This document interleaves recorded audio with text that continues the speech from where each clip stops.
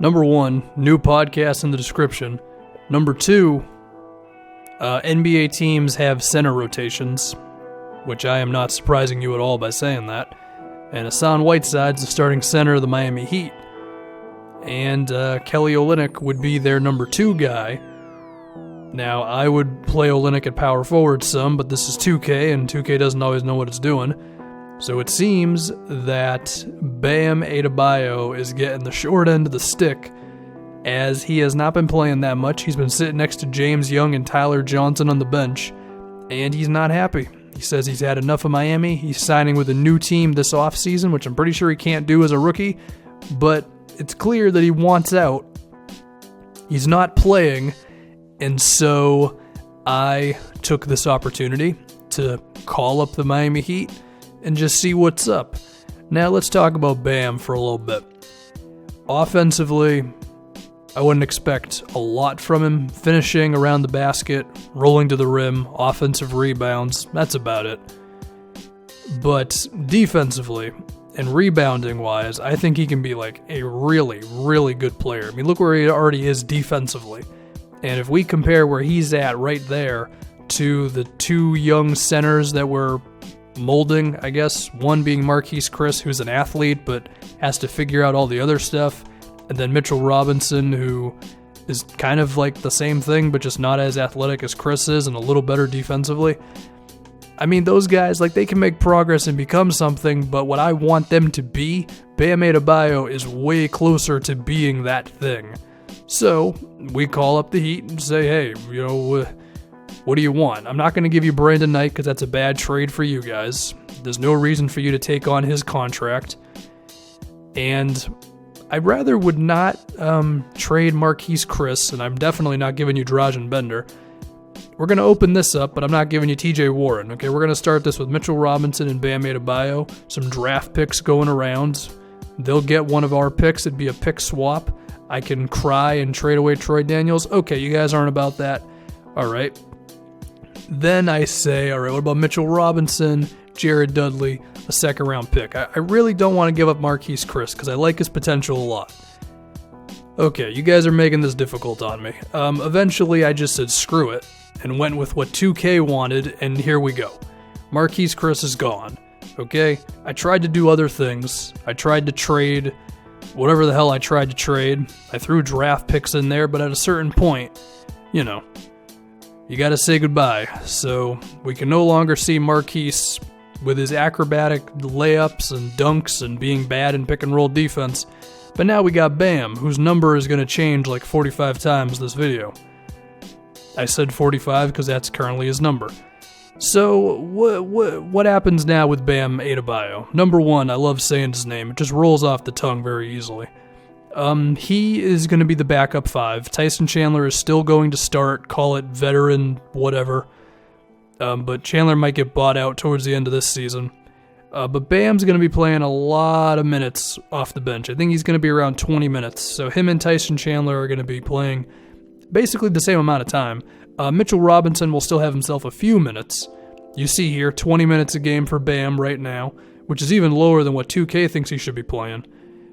But we have some other things that we have to care about in this video. Number one is Troy Daniels. He hasn't been, amazing from three lately. He's had a couple of stinkers, one against the Thunder, one against the Pelicans, where he hasn't been as good from outside. And last season, he was shooting around 40%. Now, to be fair, shooting 36% from outside on the 5 attempts a game he has, that's still pretty good, but he's showing a little bit more vulnerability. And I think this made me think about him as a player a little bit more, and I realized that, defensively, Troy Daniels is not very good. And I think this is an opportunity to get Davon Reed back in the game. He showed some good signs for us towards the end of last season, and I don't know if he can be as good of a shooter as Troy Daniels in terms of volume, but he's a way better defender. He's actually pretty good right now, so I figure we might as well get him in there and have those two share some minutes. Devontae Graham is also going to be playing at the backup point guard position because Patrick Beverley is injured. So we're looking at quite a few players here. We're looking at how Bam's going to do, Devontae, Davon Reed, and some of his minutes.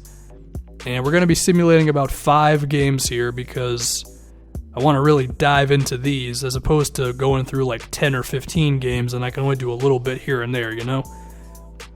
So we go, 2-3 in that stretch, which is pretty normal for us. Bam is killing it on the boards. 8 rebounds a game already. 2 offensive boards a game.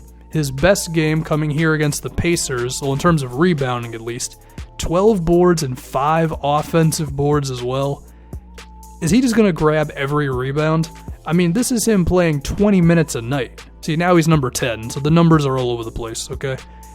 He's already grabbing however many rebounds. The whole number thing just freaked me out. Yeah, this is only in 20 minutes a game, so just imagine once he's starting next season for us and he's playing like 28, 29 minutes a game, he could be like Steven Adams levels of just being a nuisance on the boards for everybody. Now, this was his best offensive game. 15 points against the Blazers. I have to assume all of this was from offense that he did not facilitate himself. Should be said that he has shown some ball handling abilities in real life.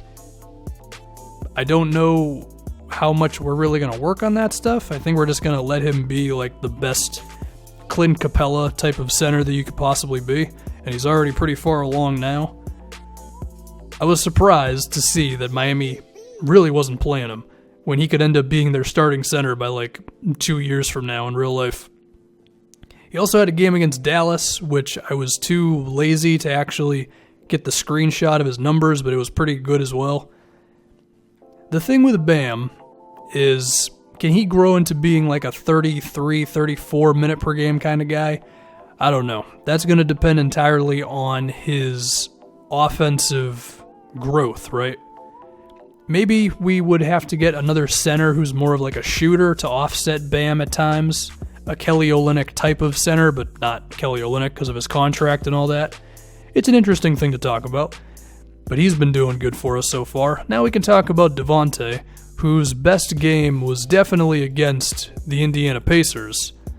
I mean, hey, 8 points, 3 boards, 4 assists. I'd say that's pretty okay. He's not a shoot-first kind of guy, and I think at his very best, he's like a really good backup. I kind of picture like TJ McConnell, Matthew Dellavedova levels of quality point guard here, where you don't ask him to do too much, but as long as you keep his usage within a reasonable number, he can be pretty quality for us. So that's what I would think of Devontae. You know, before, I remember I brought up the idea of having a center by committee rotation, and I mean, that may end up being the case. We'll see how good Bam can be. We might end up having a point guard by committee thing as well. I mean, we have that right now with, you know, Beverly and Knight, but I'm talking like even a few years from now, even if we're not able to get ourselves like a big-time point guard, with how good of a backup I think Devontae can be, if we had him and just someone else who was pretty decent, that could potentially be enough given how many wings we have. I don't know. Davon had himself not the best set of games. We're going to leave him in there still. He's playing about 6-7 minutes a night. It's not too crazy. So defensively, I think we have some real potential now. We got Josh Jackson at the 3, Dragan Bender at power forward or center, and then, of course, Bam at the 5 spot. And one day I want to have a lineup of Devin Booker at point guard, Josh Jackson at the 2, Bam playing center, and then on the wings we have Dragan Bender at the power forward position, and then on the other side, Michael Porter Jr. at small forward. That could end up being our lineup of death. We'll have to see. I mean, who knows where guys will end up, who knows other acquisitions we're going to make in the future, but our first trade finally went through. Bam wanted out of Miami. He wasn't playing, and we scooped him up.